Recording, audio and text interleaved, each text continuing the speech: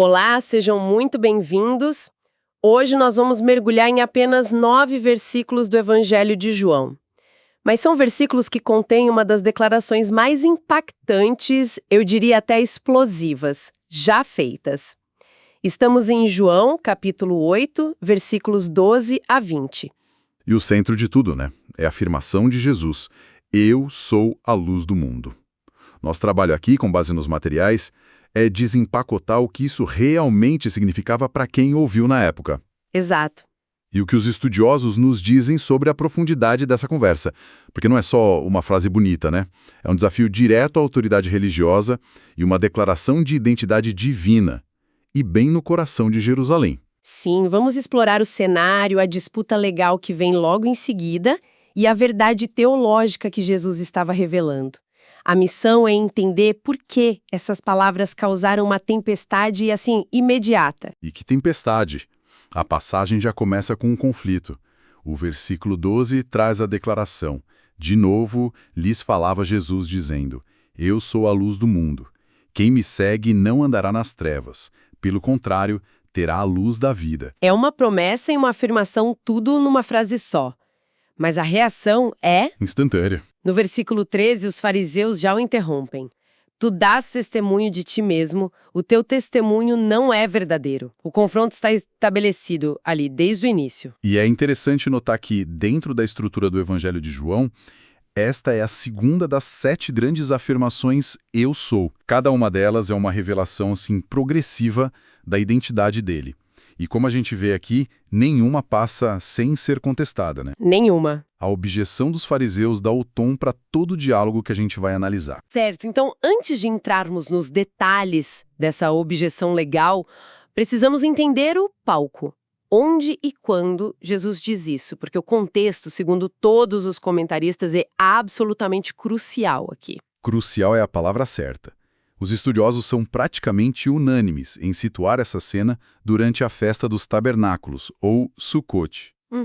Essa era uma das 3 grandes festas de peregrinação em Israel, talvez a mais alegre de todas. Era uma celebração de 7 dias, lembrava a provisão de Deus no deserto e também celebrava a colheita. E essa festa tinha um componente visual muito, muito forte, certo? Principalmente à noite. Exatamente. Aqui é que a coisa fica... cinematográfica. Tenta imaginar a cena. Jerusalém, à noite, no 1º século, é uma cidade escura, né? Iluminada por tochas, lamparinas pendentes. Sim. Mas durante a festa dos tabernáculos, algo espetacular acontecia no templo. Especificamente no Pátio das Mulheres. Ali eram erguidos 4 candelabros de ouro, gigantescos. Alguns relatos antigos dizem que eles tinham mais de 20 metros de altura. 20 metros? Nossa, isso é a altura de um prédio de 6 ou 7 andares. Exato. E no topo de cada um, umas bacias enormes cheias de azeite, acesas com pavios feitos de vestes sacerdotais velhas. A luz era tão intensa, mas tão intensa, que os escritos da época afirmam que não havia um único pátio em toda Jerusalém que não ficasse iluminado por ela. Uau! Era o maior espetáculo visual do ano. Um festival de luz que celebrava a presença de Deus. Peraí. Então, é no meio desse cenário, com a cidade inteira olhando para essa luz monumental, artificial, que Jesus se levanta e diz: Eu sou a luz do mundo. Precisamente, ele está se apropriando do maior símbolo visual da festa e dizendo: Vocês acham isso impressionante? Isso é só uma sombra. A verdadeira, a original, a fonte de toda a luz sou eu. A ousadia é de tirar o fôlego. É uma das declarações mais audaciosas que se pode imaginar. Ele está, na verdade, recontextualizando toda a celebração em torno de si mesmo. E a simbologia não parava por aí, né? Essa luz dos candelabros também lembrava outra coisa. Sim, a conexão é ainda mais profunda. Para o povo judeu, aquela luz massiva era um lembrete da coluna de fogo, a Shequina, a glória visível de Deus que guiou Israel no deserto. A presença de Deus. A presença protetora de Deus. E tem mais. Na tradição judaica, o título Luz do Mundo era aplicado a coisas muito sagradas. A nação de Israel, a cidade de Jerusalém ou, mais comumente, a Torá, a lei de Deus. Então, quando Jesus diz, eu sou a luz, ele está reivindicando para si os títulos e as funções que pertenciam a Israel, a Jerusalém, à lei e à própria presença de Deus no deserto. Não é de se espantar que a reação tenha sido tão forte. E para completar o cenário, o versículo 20 nos dá um último detalhe geográfico. Jesus disse essas palavras no lugar do gasofilácio, ou seja, na área do tesouro do templo. Certo. Esta era uma área pública de grande circulação, onde 13 receptáculos coletavam as ofertas. Ele não estava sussurrando num canto. Ele fez essa proclamação no coração pulsante da vida religiosa de Israel. De forma aberta. Desafiadora. Que cenário incrível! Isso muda completamente a leitura do texto. Com esse pano de fundo, a objeção dos fariseus no versículo 13 faz ainda mais sentido. Eles não estavam só discordando de uma ideia, estavam reagindo a um ato que para eles era uma afronta direta à sua tradição e à lei, e foram direto para o argumento legal. Sim, eles deixam a teologia de lado por um momento e atacam a validade processual da declaração. A objeção deles, tu dás testemunho de ti mesmo, o teu testemunho não é verdadeira, é baseada diretamente na lei mosaica, especificamente em passagens como Deuteronômio 17 e 19. A lei era muito clara. Para qualquer testemunho ser válido num tribunal, eram necessárias pelo menos 2 ou 3 testemunhas. E essa não era uma regra qualquer. Os comentaristas apontam que era a base de todo o sistema de justiça, né? Para proteger as pessoas de acusações falsas. Exatamente. Era um pilar. Então, do ponto de vista estritamente legal e humano, o argumento dos fariseus é sólido. Eles estão dizendo, você é a única testemunha da sua própria afirmação. Pelas nossas leis, isso não vale nada. Fim de papo. Eles estão, como o próprio Jesus diz depois, julgando segundo a carne, com base em critérios humanos. Sim. E para ser justo com eles, dentro da estrutura em que operavam, a lei era a base de tudo.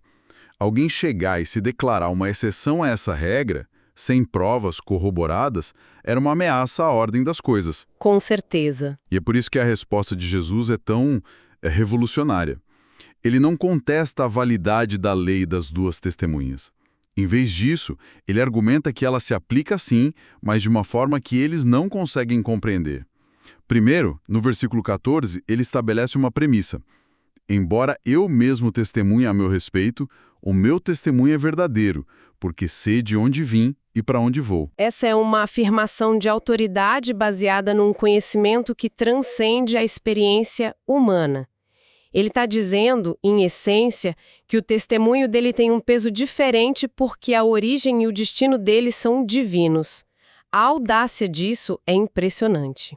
É uma declaração de soberania.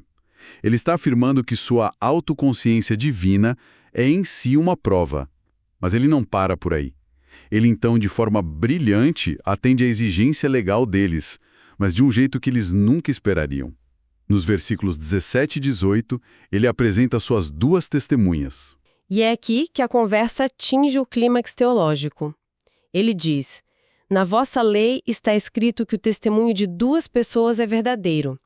Eu testifico de mim mesmo e o Pai que me enviou também testifica de mim. Exato. Ele oferece a si mesmo como a primeira testemunha e Deus Pai como a segunda. Isso é muito mais do que só encontrar uma brecha legal. Ao se colocar no mesmo patamar do Pai como uma testemunha válida, ele está fazendo uma declaração inequívoca de sua igualdade com Deus. O que era impensável, beirando a blasfêmia. Totalmente. E claro, a reação deles mostra que entenderam perfeitamente a implicação. A pergunta no versículo 19 não é uma busca sincera, é um desafio cético. Onde está teu pai? Isso soa quase como um sarcasmo, não é? Tipo, ah é? Então traga seu pai aqui para testemunhar. Tem um tom claro de desprezo, de zombaria. Eles querem uma prova física para uma realidade espiritual. E a resposta de Jesus vira o jogo de volta para eles. Expõe a raiz do problema. Ele diz, não me conheceis a mim, nem a meu pai.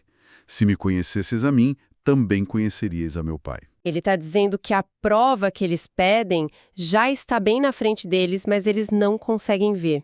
Ele inverte a acusação. O problema não é a falta de testemunhas, mas a cegueira espiritual deles.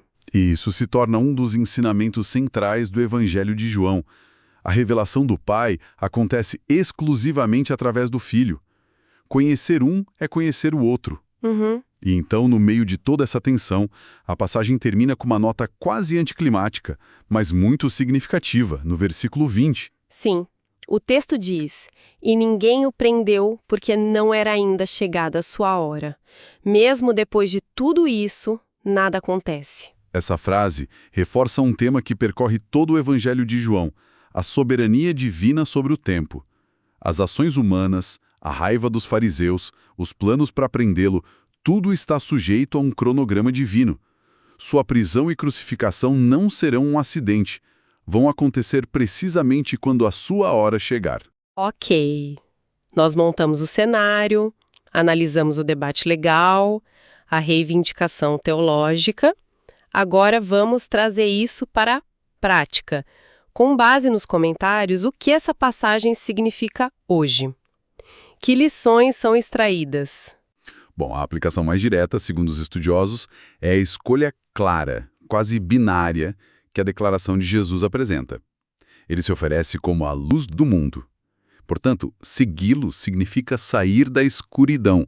Não há uma terceira via, sabe? Uma zona cinzenta. Ou se está na luz com ele, ou se permanece nas trevas, que os comentaristas interpretam como ignorância espiritual, pecado, falta de propósito. E a palavra seguir é fundamental aqui. Não é só uma questão de concordar intelectualmente. É um verbo de ação, de movimento. Precisamente. Seguir implica um relacionamento dinâmico, contínuo, uma caminhada de confiança. É um processo diário de permitir que a luz de Cristo ilumine as áreas escuras da vida, que guia as decisões. Não é um evento único, mas uma jornada. E sobre o alerta de Jesus a respeito de julgar segundo a carne, isso parece ter uma aplicação muito forte hoje num mundo tão focado em aparências. Com certeza. Os materiais de referência veem isso como um chamado poderoso ao discernimento espiritual. É um convite para olhar além do superficial, das credenciais humanas, das opiniões populares. O desafio é reconhecer a verdadeira identidade de Jesus, não com base em critérios terrenos, mas através de uma revelação que o Pai concede. Então, conhecer quem ele é, por sua vez, nos leva ao conhecimento de Deus Pai. A aplicação prática é que a nossa percepção de Deus está diretamente ligada à nossa percepção de Jesus. Exatamente. A passagem ensina que não podemos formar uma imagem correta do Pai se tivermos uma imagem distorcida de Cristo. Ele é a lente através da qual o Pai é visto com clareza. Resumindo, então, nosso mergulho hoje nos mostrou que "eu sou a luz do mundo" foi muito mais do que uma bela metáfora. Foi uma afirmação teológica sísmica, feita num contexto histórico carregado de simbolismo. Pois é. Jesus se apresentou como um cumprimento de tudo que a luz da festa e a coluna de fogo no deserto apenas simbolizavam. E o debate sobre o testemunho revelou essa divisão entre o julgamento humano, baseado em aparências, e a verdade divina, testemunhada em perfeita unidade pelo Filho e pelo Pai. E para encerrar, uma reflexão final que as fontes nos provocam e que volta àquele detalhe do versículo 20. Jesus fez essas afirmações incrivelmente ousadas, públicas, no templo, mas sua hora ainda não havia chegado. Sim, e isso nos deixa com uma questão fascinante para meditar. Jesus ofereceu a luz, a verdade, de forma aberta. O convite era urgente. No entanto, o desfecho final da sua missão, sua morte e ressurreição, estava sujeito a um tempo soberano, predeterminado. Isso nos convida a refletir sobre como o tempo e o propósito de Deus se entrelaçam com as nossas decisões e com o curso da história. É uma tensão interessante. A oferta da luz é para agora, mas o plano maior se desenrola em seu próprio ritmo. Uma ótima reflexão. A gente fica por aqui. Muito obrigada pela companhia.